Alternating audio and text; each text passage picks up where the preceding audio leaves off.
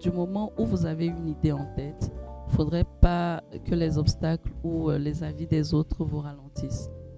Allez-y, foncez. Dès que vous commencez, petit à petit, toutes les autres portes s'ouvriront à vous.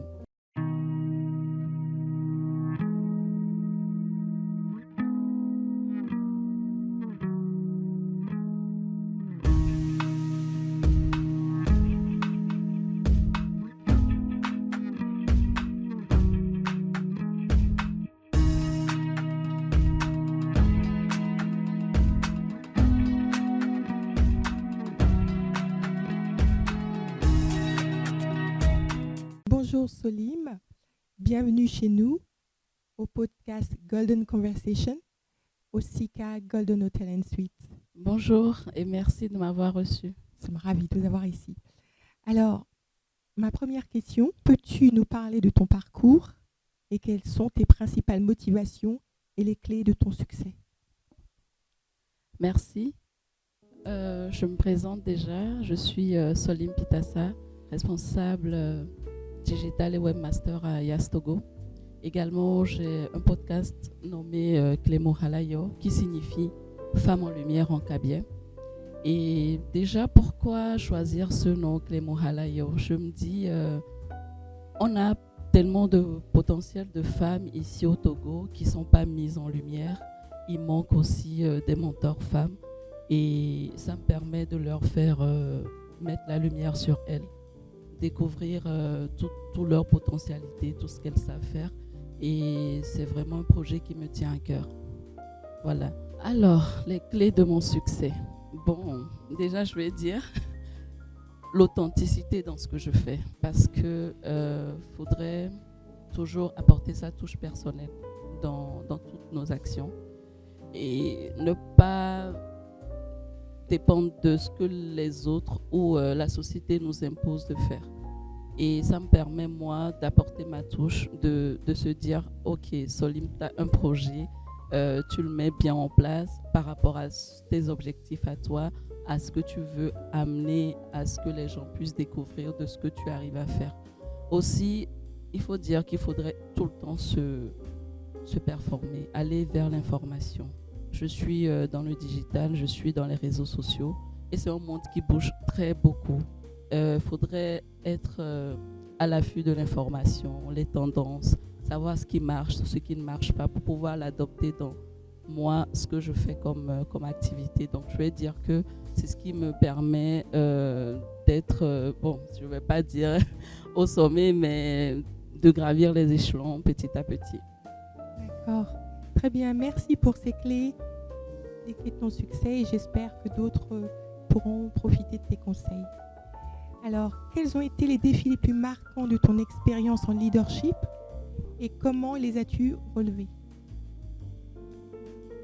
Déjà, le leadership, on est dans un monde un peu trop structuré, je vais dire. Et il faudrait imposer sa voix, se faire sa place dans ce monde. Et c'est pas évident,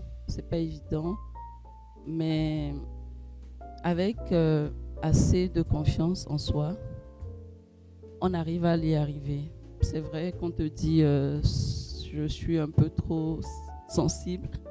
J'ai eu ce problème-là, que tu es un peu trop sensible, mais c'est une force, hein, je vais dire, parce que ça permet d'être à l'écoute de ton équipe. Ça te permet de leur donner leur place, de savoir un peu ce qu'ils attendent de toi, et toi aussi tu essaies d'imposer aussi toi tes objectifs et ensemble on essaie de gravir, de grandir ensemble. Et la confiance, surtout l'idée, se dire ok, j'ai un projet en tête, je permets à un de mes collaborateurs de vraiment mettre sa main à l'édifice, entendre ce qu'il a comme proposition et les prendre en compte. C'est aussi ça, les prendre en compte.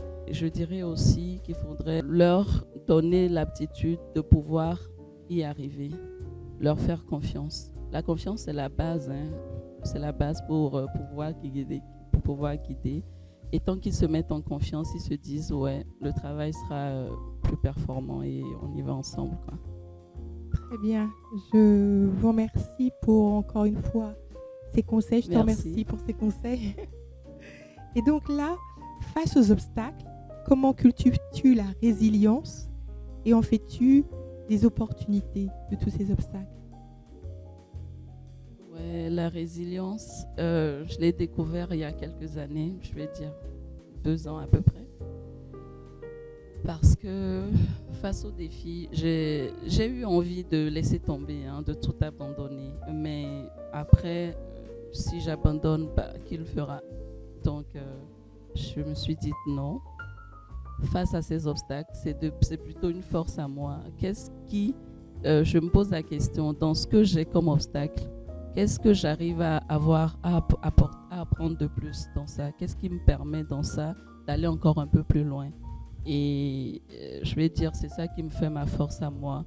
Ne pas baisser les bras, toujours se battre. Et quand il y a un obstacle, c'est que tu peux te relever de ça et grandir encore un peu plus, apprendre de ces échecs pour pouvoir grandir encore. C'est ce que je pourrais dire en fait. C'est un excellent conseil. À nouveau, comment parviens-tu à concilier vie professionnelle et vie personnelle? Donc une autre question. Et tout en assurant une délégation efficace dans ton travail et aussi dans ta vie personnelle. Quand on est à bout, il faudrait prendre le temps de penser à soi, de prendre soin de soi. Si c'est juste aller se faire des cheveux, aller se faire une bonne manicure, une bonne pédicure, c'est des petites astuces qui te mettent en confiance toi-même, qui te disent que tiens, là stop, je peux plus, j'ai besoin de vraiment prendre du temps pour moi. Et je vais dire, c'est ce que j'essaie de faire dans ma vie personnelle. Et je différencie, franchement, ma vie pro et ma vie perso, j'essaie de vraiment faire la différence.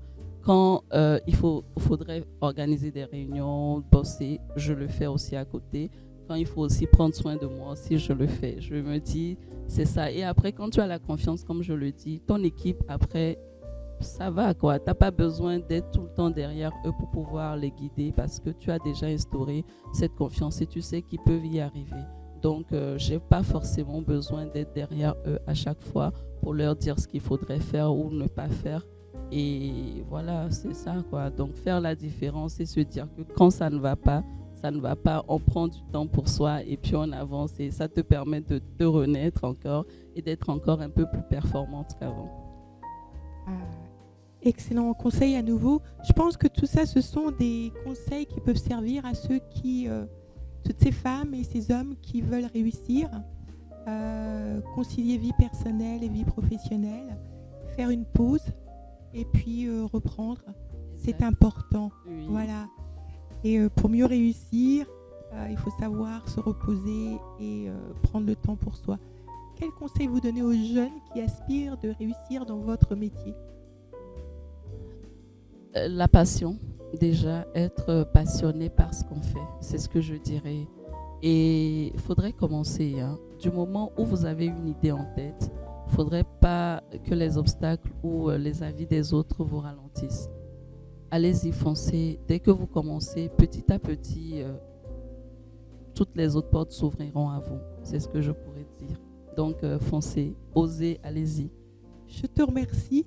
Merci à toi. Et ce fut un grand plaisir, un grand honneur d'être là, de m'avoir permis de partager ces petites astuces avec les internautes. Et j'espère que ça sera pour une autre prochaine fois avec d'autres questions. Tout à fait. Je crois que à chaque fois qu'on donne un conseil à quelqu'un pour l'aider à mieux réussir, on le fait avancer vers le chemin de la sagesse. Et ça, c'est important, cette sagesse. Merci d'avoir partagé votre sagesse avec nous. Merci beaucoup à vous.